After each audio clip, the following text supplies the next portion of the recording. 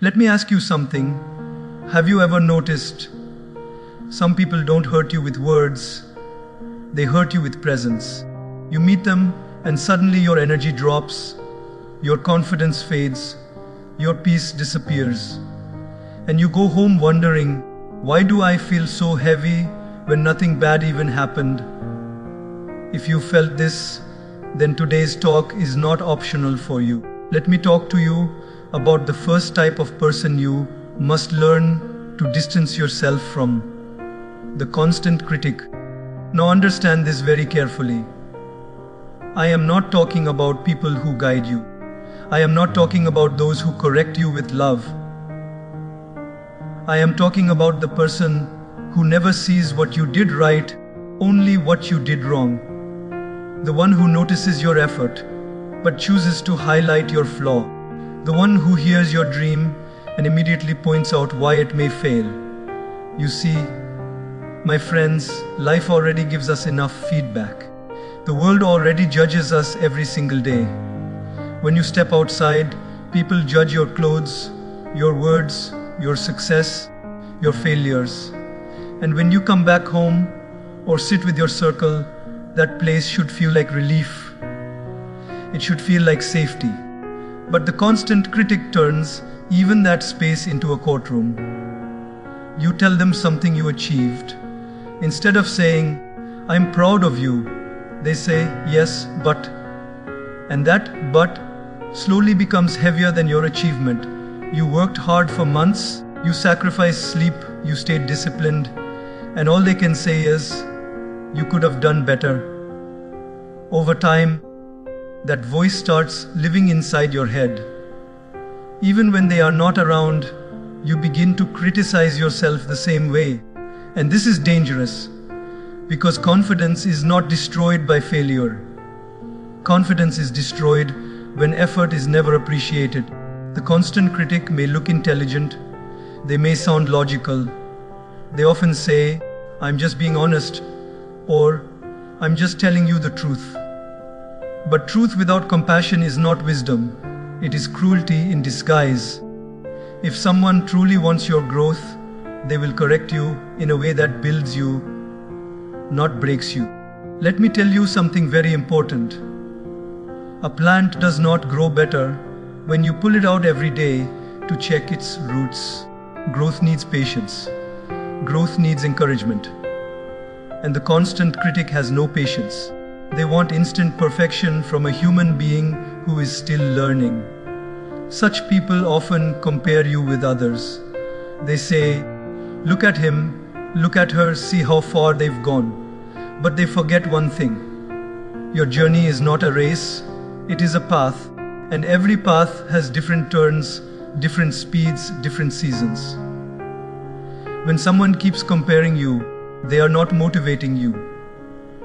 They are slowly planting dissatisfaction inside you. Over time, you stop sharing your dreams with them. You stop expressing your thoughts. You stop celebrating small wins. Not because you don't have dreams anymore, but because you don't want them to be crushed before they even breathe. And this silence is not peace. It is suppression. The most painful part is that constant critics are often close to us. They may be family. They may be friends. They may say, "I want the best for you." And maybe in their own limited way they believe that. But intention does not cancel impact. Even if their heart is good, if their words are draining you, you must protect yourself. Remember this, my dear friends. You do not need someone who always points out your mistakes.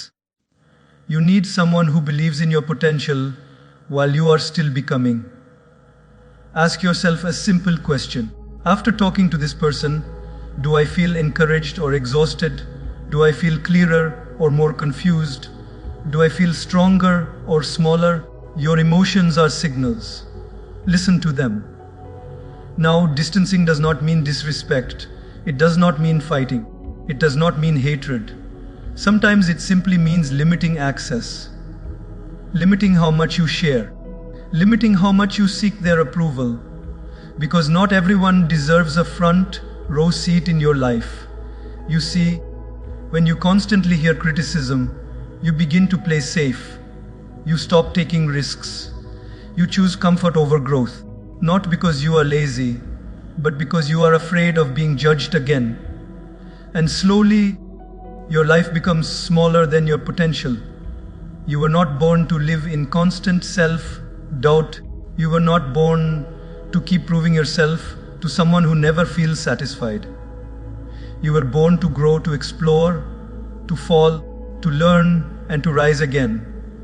So if there is someone in your life whose words always feel heavier than your mistakes, whose feedback feels more like judgment than guidance, it is okay to step back. It is okay to choose peace over approval. It is okay to protect your mental space. Because the people who truly care about you will correct you, yes, but they will also remind you of how far you've come. They will not make you feel small for being human. They will walk beside you, not stand above you. And remember this, a voice that constantly tears you down is not helping you become better. It is only teaching you to doubt yourself. Choose voices that help you grow. Choose environments that make you breathe easier. And never feel guilty for choosing peace over constant criticism. Now let me talk to you about the second type of person. You must become aware of the energy drainer. This person may not insult you. They may not criticize you openly. In fact, they may even be polite, well-spoken, and familiar. But every time you meet them, something strange happens. You enter the conversation feeling light, and you leave feeling heavy. Nothing dramatic was said, nothing offensive happened, yet your mind feels tired and your heart feels low. This is because energy is invisible, but its effect is real. An energy drainer constantly carries negativity, not always through words, but through attitude. For them, every situation has a problem, every opportunity has a risk, every good moment has a shadow. You talk about hope, they talk about fear. You talk about solutions, they talk about why nothing works. Slowly, their perspective starts coloring yours. They complain a lot about people, about life, about fate, about circumstances. And my dear friends, complaining is contagious. The more you listen to it, the more normal it begins to feel. Without realizing it, you start focusing more on what is wrong than on what is possible. What makes this dangerous is that energy drainers rarely take responsibility. They believe life is happening to them, not because of them. They blame the system, the family, the past, the timing, everything except their own choices. And when you spend too much time with such a mindset, your own sense of responsibility begins to weaken. You may start your day motivated, disciplined, hopeful. Then you meet them, talk to them, listen to them. By the time the conversation ends, your enthusiasm has disappeared. Your plans feel heavy. Your goals feel distant. You tell yourself, maybe later, not because you are lazy, but because your inner fire has been quietly extinguished. Understand this clearly. Energy drainers are not bad people. Many of them are wounded people. Life has disappointed them. Dreams did not work out. Efforts were not rewarded. And instead of healing, they chose bitterness. Instead of growth, they chose familiarity with pain. But here is the truth. You cannot heal someone by drowning with them. Many people think staying with an energy drainer is loyalty. They say, how can I leave them when they are struggling? But there is a difference between supporting someone and absorbing their negativity. Support uplifts both people. Absorption drains one completely.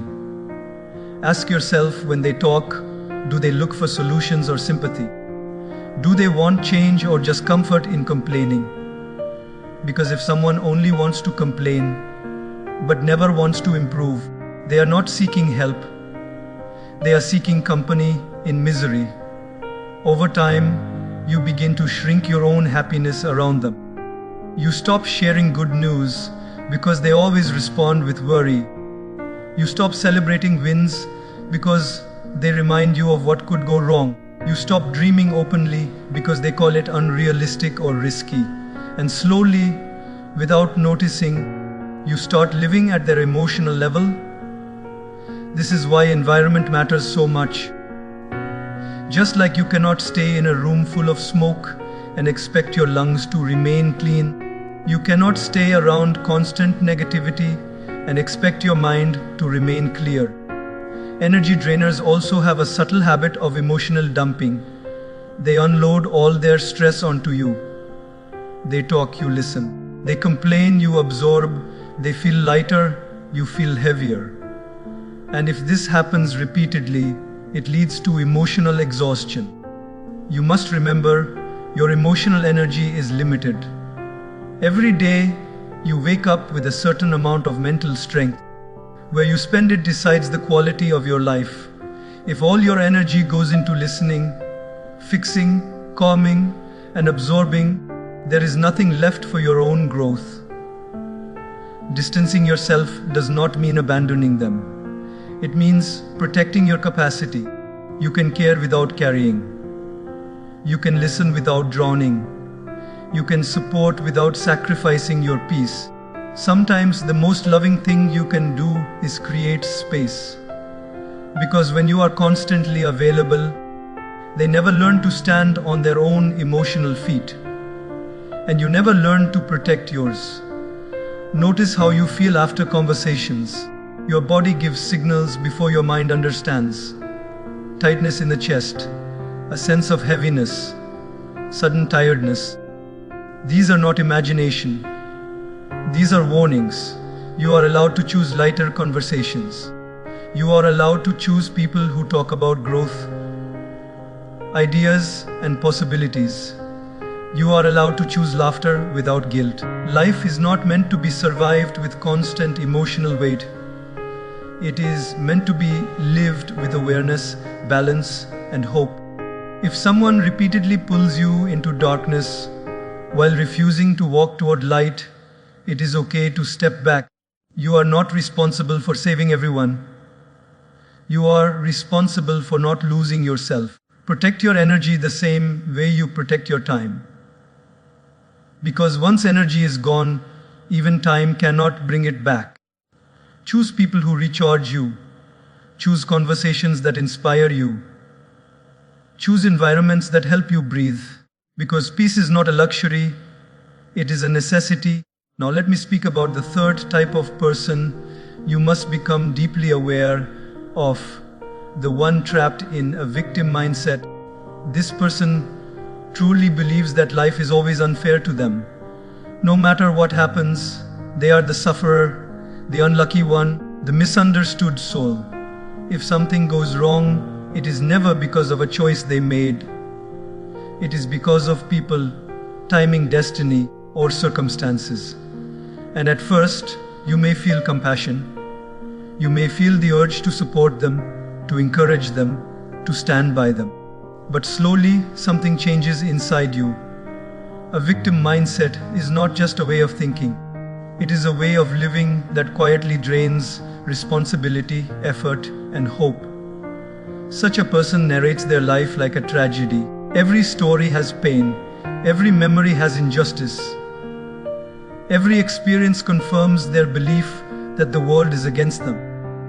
And when you listen repeatedly, your heart becomes heavy because deep down you realize they are not looking for solutions.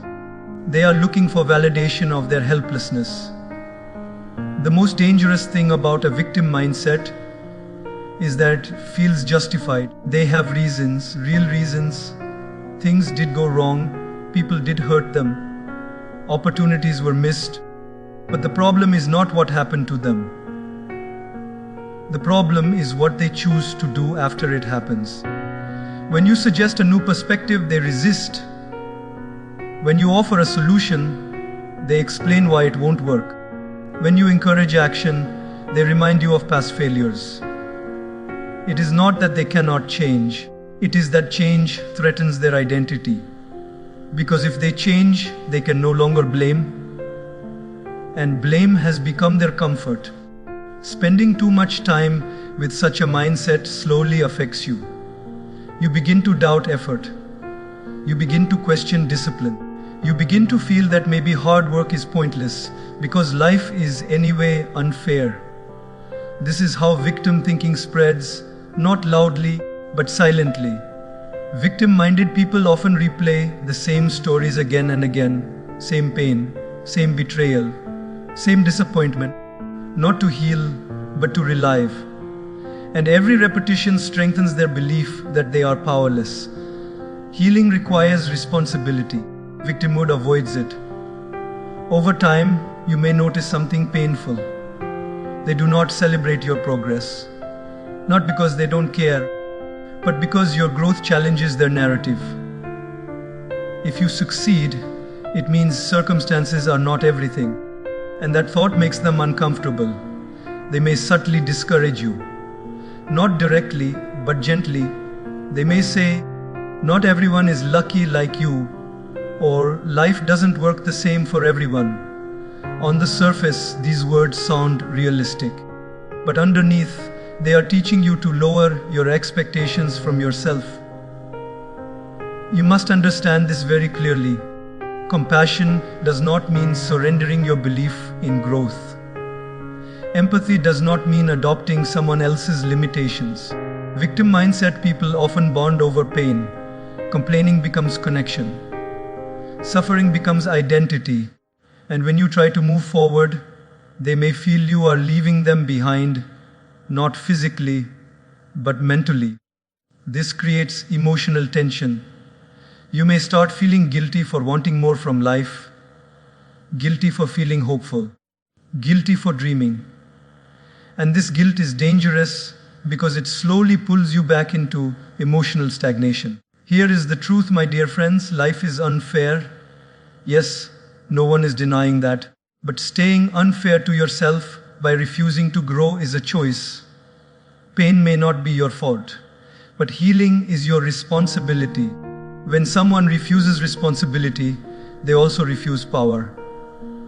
Because the moment you take responsibility, you gain the ability to change. Victim mindset people give away their power and then complain about being powerless. Distancing from such people is not heartless. It is conscious. You can pray for them. You can wish them well. But you cannot let their belief system become your mental environment. You are not meant to carry someone else's unresolved pain at the cost of your own progress.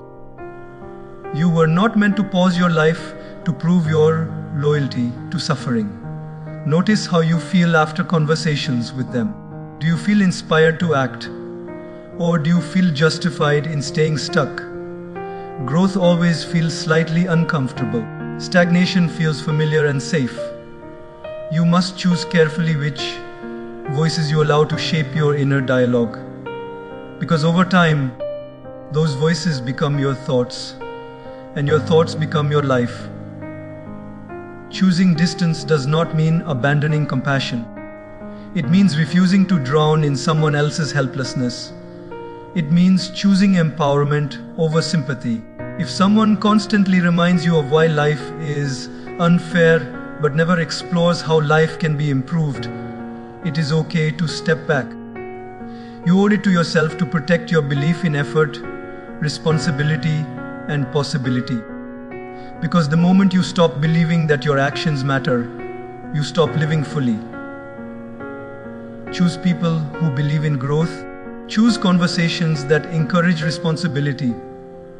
Choose mindsets that remind you you are not powerless. Life may not always be kind, but you must be strong enough to not let someone else's victim story become your own. Now let me speak about the fourth type of person. You must become very alert around: the secret competitor. This person will never openly oppose you. They will never clearly say they don't want you to succeed. In fact, on the surface, they may appear supportive. They smile, they listen, they nod, They even congratulate you.